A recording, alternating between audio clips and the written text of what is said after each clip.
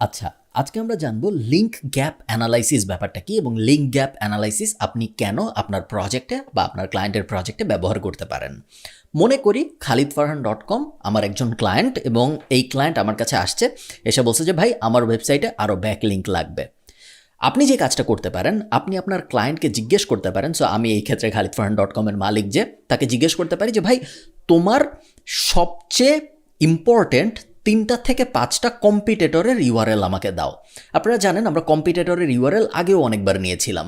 একবার নিয়েছিলাম কিওয়ার্ড রিসার্চের সময়, যাতে ওই কম্পিটিটরগুলা কোন কোন কিওয়ার্ডের জন্য র্যাঙ্ক করে আসে এটা আমরা SEMrush দিয়ে দেখতে পারি।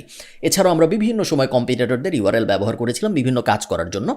আজকে আমরা যেই জন্য কম্পিটিটরের ইউআরএলটা নিচ্ছি সেটা হলো আজকে আমরা ব্যাকলিঙ্ক গ্যাপ অ্যানালাইসিস করতে চাই, যার মানে হইল আমরা বুঝতে চাই এমন কি ব্যাকলিঙ্ক আছে যেগুলা আমার কম্পিটিটরের আছে বাট আমার নাই। এটা কেমনে করে? খুবই সোজা নিয়ম। আপনি জানেন যে জিনিসটা দুইভাবে করা যায়, আপনি এতক্ষণে অলরেডি হয়তো বুঝে ফেলছেন যে একটা উপায় হইল আমি khalidfarhan.comকে SEMrush বসাবো, ব্যাকলিঙ্কে যাব, যে এক্সপোর্ট করব khalidfarhan.com যত ব্যাকলিঙ্ক আছে সব। এরপর আমি একটা কম্পিটিটরের লিঙ্ক SEMrush বসাবো, তারপর ব্যাকলিঙ্কে যাবো, এরপর এক্সপোর্ট করবো যা আছে সব। এরপর এই দুইটা এক্সেল যখন আমি মিলাবো তখন আমি দেখতে পারবো যে কোন কোন ব্যাকলিঙ্ক এর আছে এর নাই, আবার উল্টা দিকে কোন কোন ব্যাকলিঙ্ক এর আছে এর নাই। বাট ফরচুনেটলি SEMrush'ের এটার একটা অটোমেটিক সলিউশন আছে, যার কারণে আমাদের আর কষ্ট করে এই কাজটা করতে হবে না। আপনারা দেখতে পাচ্ছেন আমি SEMrush'ের ব্যাকলিঙ্ক গ্যাপ অ্যানালাইসিস সেকশনটার মধ্যে আছি। সো SEOর ভেতরে ব্যাকলিঙ্ক গ্যাপ নামে একটা অপশন আছে। এইটার ভেতরে যদি আমরা আসি, আমরা প্রথমে আমাদের যে ক্লায়েন্ট তার ইউআরএলটা বসাবো, এরপরে আমরা তার বিভিন্ন কম্পিটিটরদের ইউআরএল বসাবো। এই ক্ষেত্রে নিচ পারসুইটস আমার কোনো কম্পিটিটর না, আমি জাস্ট আপনাদের এক্সাম্পল দেওয়ার জন্য এটা ব্যবহার করতেছি। সো আমি কম্পিটিটর বসাবো, টোটাল 3টা বসানো যায়। সো আমি আরও দুই 3টা বসাতে পারবো। আমি রেকমেন্ড করবো আপনারা নেন যতগুলা অপশন দেয় SEMrush প্রত্যেকটা ব্যবহার করুন, এক্স্যাক্টলি শুধু 1-to-1 কম্পেয়ার না করেন, ঠিক আছে? সো আমি আরেকটা বসাই, মনে করেন আমি বসালাম smartpassiveincome.com, ঠিক আছে?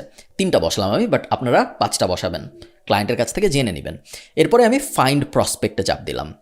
SEMrush এখন যেটা করতেছে, আমি একটু আগে যেটা বললাম, এমন ব্যাকলিঙ্ক খুঁজে বের করার চেষ্টা করতেছে যেগুলো আমার কম্পিটিটরদের আছে বাট আমার নাই।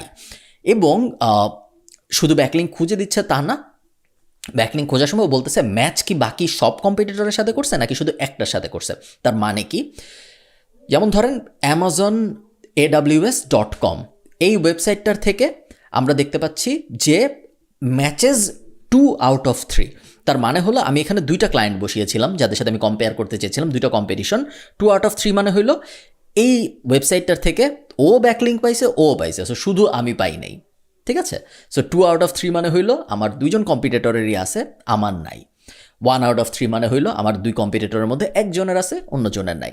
সো কেন আমি এটা জানতে চাচ্ছি? তার কারণ এমন ব্যাকলিঙ্ক যদি আমি পাই যেটা আমি দেখব আমার সব কম্পিটিটরের আছে বাট আমার নাই, তার মানে মনে হয় ওই ব্যাকলিঙ্কটা আমার নেওয়ার চেষ্টা করা উচিত, তাই না? কারণ এটা কি এমন ব্যাকলিঙ্ক যেটা আমার সব কম্পিটিটর নিতে পারছে কিন্তু আমি পারবো না?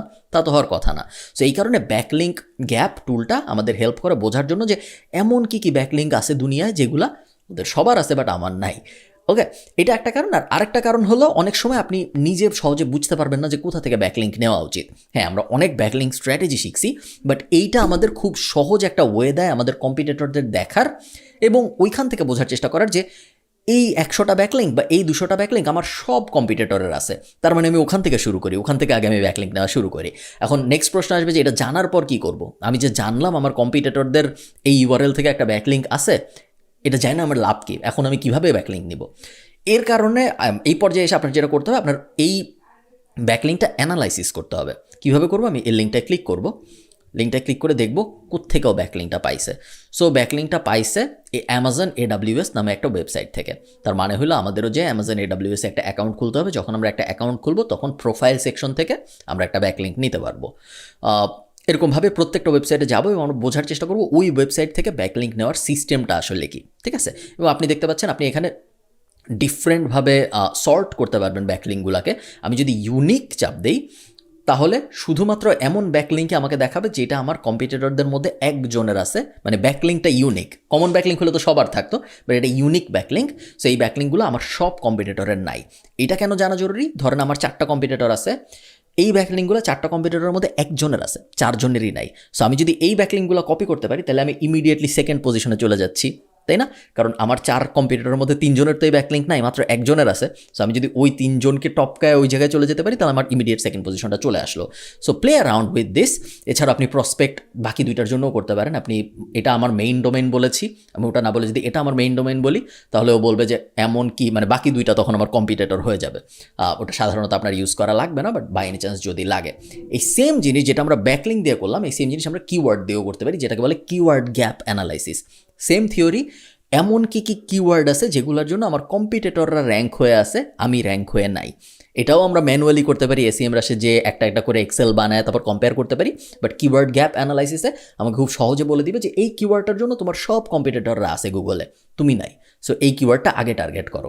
সো ব্যাকলিঙ্ক গ্যাপ টুল এবং কিওয়ার্ড গ্যাপ টুল দুইটাই আপনার ইউজ করতে হবে বিভিন্ন সময়।